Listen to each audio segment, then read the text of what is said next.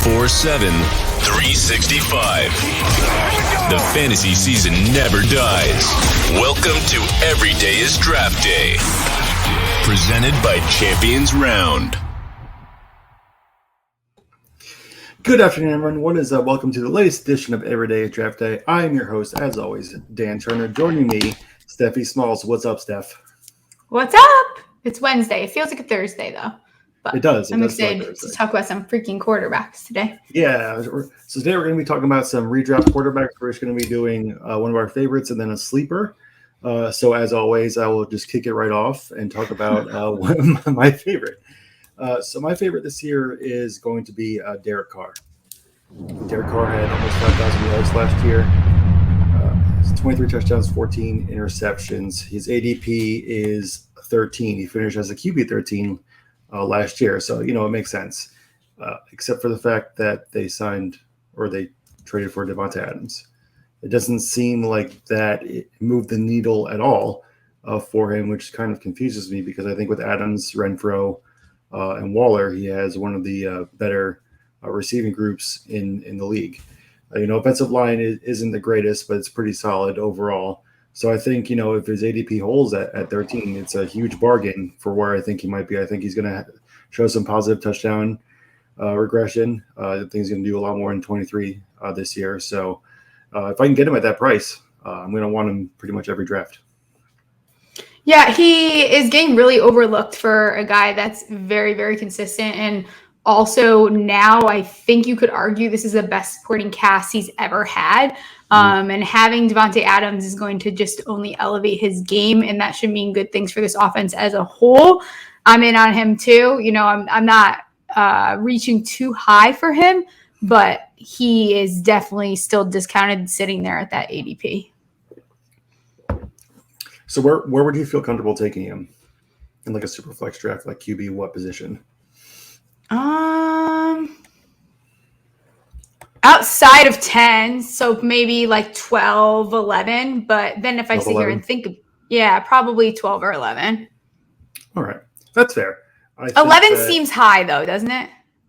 A little, it does. But I think that of the guys that are above him, he has a better supporting cast than a couple guys that are above him. But the other guys have shown they've done more with that same kind of talent. So it's a little tough it's kind of more right. Like I have to see it to believe it kind of thing with Adams.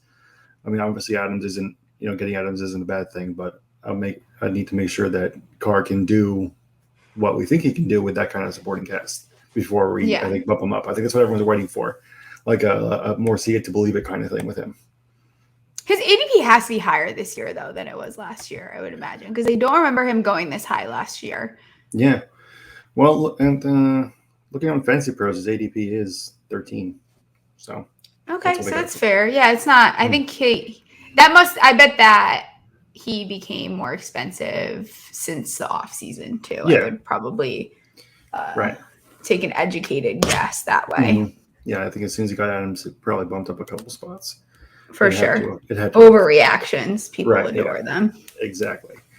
All right. What's your favorite QB?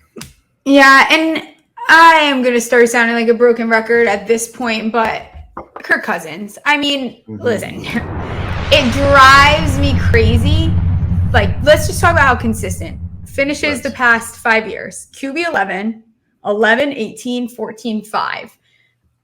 Why are we so down on Kirk Cousins? I don't know. If you're one of the people that is all in on a Justin Jefferson breakout year, then that also comes with Kirk Cousins having a very good fantasy year, which he already does year in and year out. I think that having that consistency and being a guy that also plays every game except for, I think he's missed 2 games in the past 2, 3, 4 years almost there.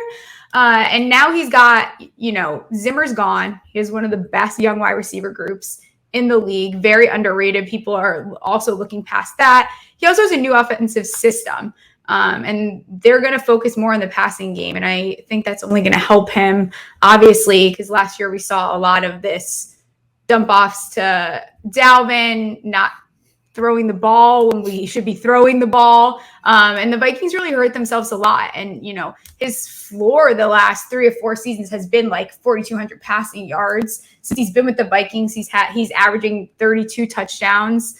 And then you also look at some of the other supporting cast. We've also got Irv Smith coming back, who we talked about on the last show.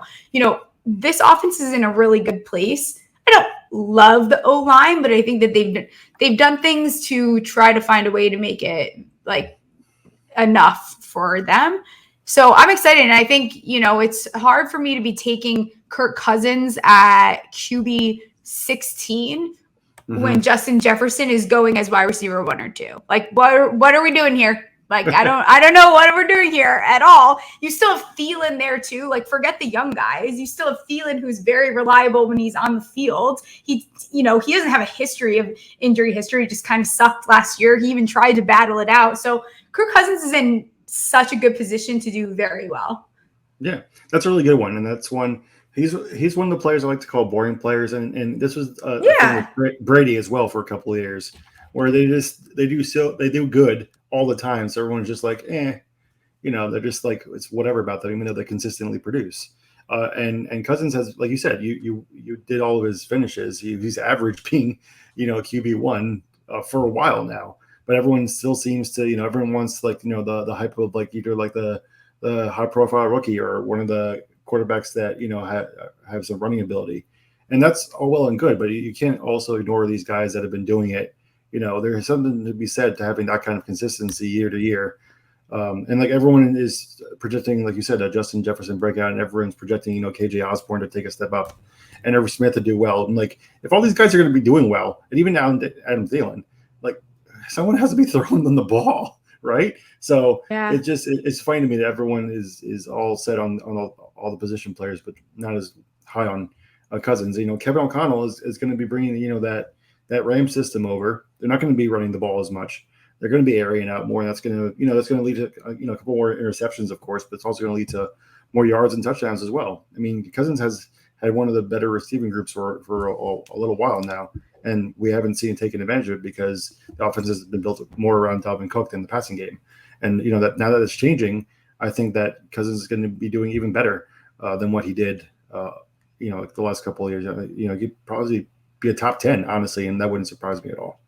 And it's so funny because everyone's like knocks him for like cracking in bad moments, blah, blah, blah, in big moments, whatever. It's like, I don't care for fantasy football. Like, I literally don't give a shit if they win the game if he scores me points the whole time. Like, okay, the Vikings lost in the fourth quarter. I'm just going to cry over like all my Justin Jefferson points. Like, the Vikings don't lose games by much when they do. So what are we really mad about? Like, are we mad at Kirk Cousins as the blander type of quarterback that he's been his career? Like, I don't care about that. I care about the fact that he's productive, he's consistent, because it only takes one of these guys, you know, if they get injured and you end up losing the Lamar Jacksons of the world, guess who's going to finish higher is Kirk Cousins. So I'm all in on him. I think that sometimes just because it's not a flashy name, it can be safer than it appears. He finishes QB 11 the past 2 years. Yeah. Come absolutely. on. Like, it's crazy. Yeah. Last time I checked, we didn't count clutch points in fantasy football. Yeah, that's not something that we qualitate, so it's fine. No, so it's fine. You can lose whatever games you want by like 2 or 3 points. Cool. Yeah, that's for the Vikings fans to cry over. Like, right. Greg the leg. That's not our problem. Right. I don't care. I care about if I'm winning. I don't care if you're winning. You and your fan base can just leave me alone, honestly. Yes. All right. So for my upside play, and we've talked about him a little bit on the show before, and it's Zach Wilson. Zach Wilson didn't have the greatest fantasy year last year. He was the 30th QB 30. He only did start 13 games, though, had a poor record. But I think that he's going to be much improved coming up this year. The Jets did a lot to help him out all over the depth chart, honestly, from drafting Garrett Wilson to Breece Hall to making some offensive line moves. I think that he's going to do better. He's going to be better than QB 30. He's currently going right now in ADP as QB 23. So I think he'll even 24, excuse me, QB 24. So I think he'll be even better than that. I think, he has a solid supporting cast around him. Still has Elijah Moore, which everyone still loves, and Corey Davis. He has a solid receiving group, solid running backs.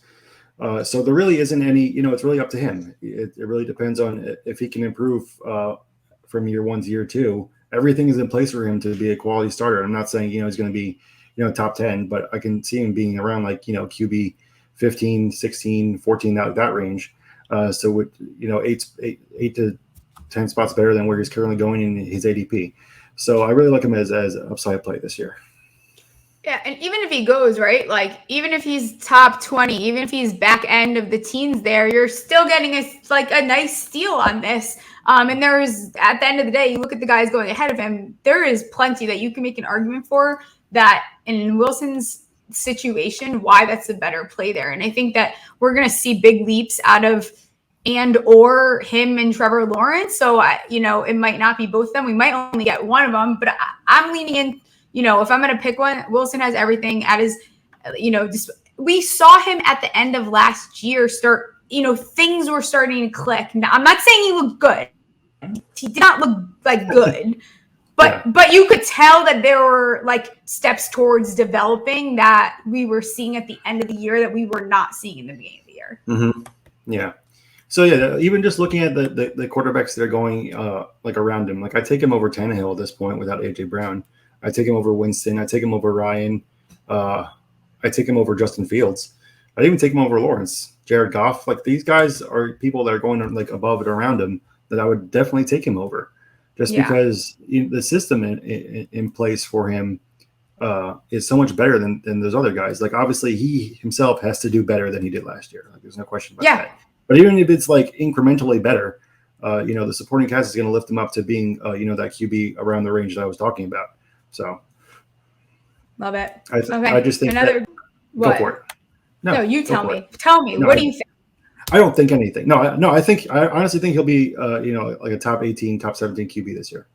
Yeah, I can't really argue with that. Another person or player that can find himself there is literally Daniel Jones. And I know I do my best not to talk about the Giants, but it's what I know. And outside of that, I mean, Daniel Jones, last year we thought this too. He could be a league winner. He's mobile. Mm-hmm. A guy doesn't need to be on a good team or let alone be a good football player, if you want to argue that, to still be a good value in fantasy. And he's going at QB 28. I mean, what are we really doing here with the what happens is a lot I notice is you don't see a player or a team burns you or whatever happens, then people just decide, no, we're out on him.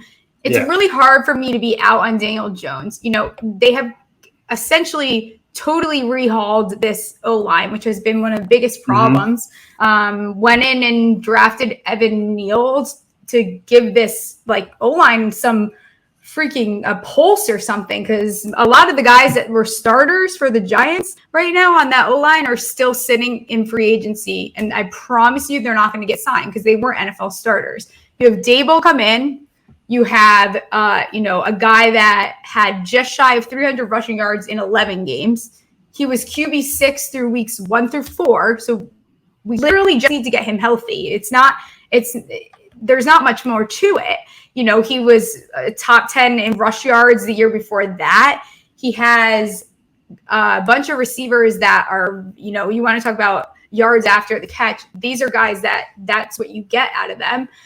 You hope that you keep Tony healthy. You have Wandell come in as an extra threat. Try to get something out of Galladay, and you don't even really need that. Then you have a lot of promise in Daniel Bellinger, and you have a potential for Saquon to do much better than we've seen in the past. So It's hard for me to believe that Daniel Jones is not a top 20. Like, I won't be as dramatic as I want to be, but to tell me he shouldn't be drafted around that top 20 with those wheels is crazy. I mean, this want fantasy. So, I love taking Jones at the end because I don't even think his ADP kind of reflects even in my drafts, unless it's someone that thinks that I'm going to draft him. So then they reach for him and then I don't, I never even wanted him to begin with. But I think Daniel Jones has the opportunity to really shock people, but it shouldn't be shocking. So I hate saying that. Like, there shouldn't be anything shocking about Daniel Jones being a top 20 quarterback. Right. No, I think, you make a good point about how sometimes, people thought that Jon Jones was going to be really good and then he didn't. And so people take that kind of personally and then, forget about him the next year. But everything you said was completely accurate. They much improved their O-line. They basically rebuilt the entire right side of the O-line with free agency in the draft.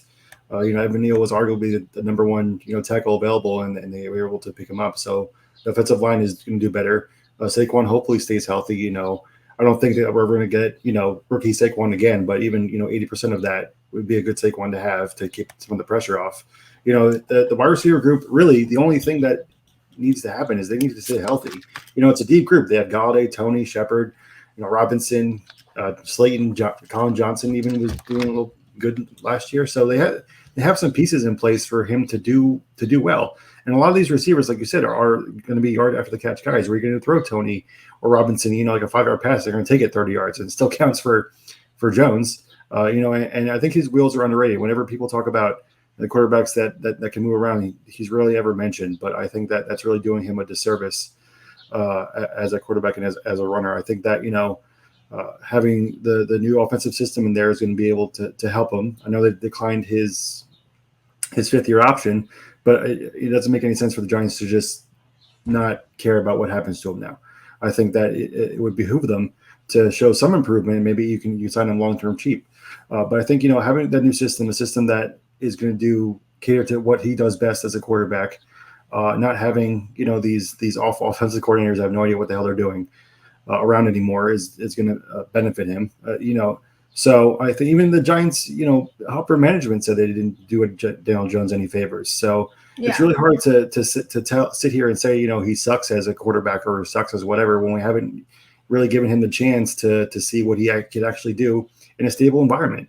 So I think that he'll do better. I think 28 is absolutely insane value for him there, just based on him, being able to rush alone. Like, some of the quarterbacks that are going ahead of him are just insane to me.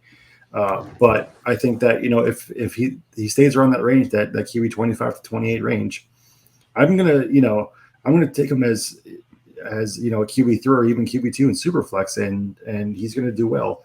He was QB, he was QB 27. He barely played with 11 games. So, he's missing like 6 games worth of stats. So, give him those 6 games and he's top 20 QB easily. I don't really see how that's really a stretch to say that, they upgraded pretty much every spot around him.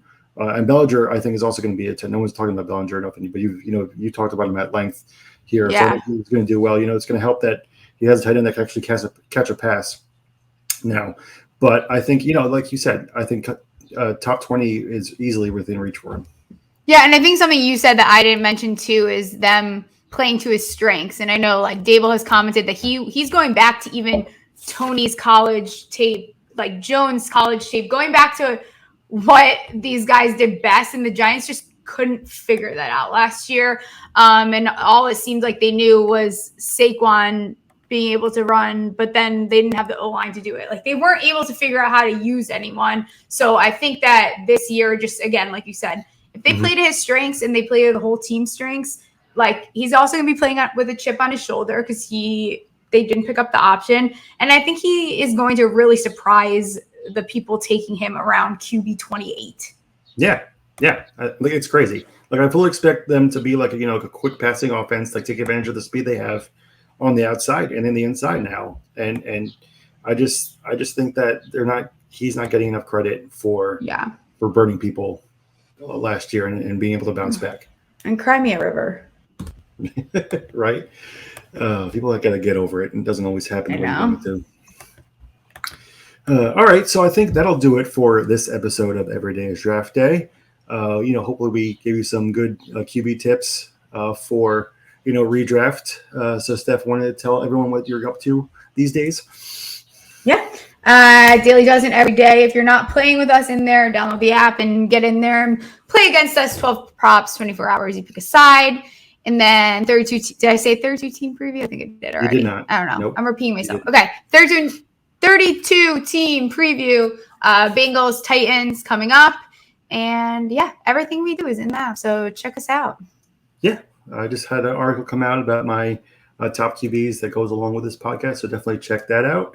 Yeah, I think that's pretty much it. We'll be back later this week for our very popular hot takes and pancakes, where I will again be yelled at by hopefully everyone that's around. So everyone have a wonderful Wednesday, and we'll check you out later in the week. See ya.